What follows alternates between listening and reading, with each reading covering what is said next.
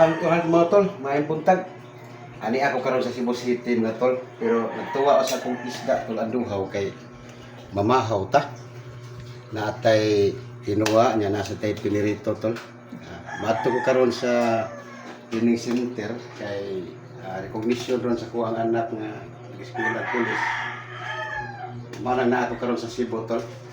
So nga kuan mamahaw ko sa ta kaya ron usog layo para ba tol kaya tuloy konsolasyon tanawa tol nindot kanya atong tinuwa karon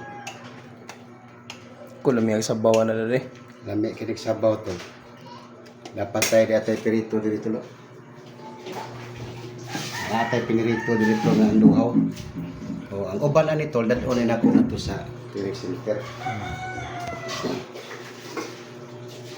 tagkalingon tol mahaw kiri.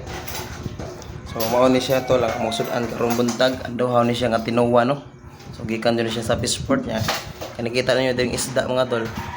Kana mo na ibaw no dito mga tol kay nas kuya dito. Oh my god.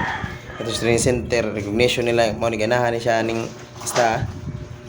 So hukad das papa mga tol no kay mga una mi. Ay anda pa sa bawon.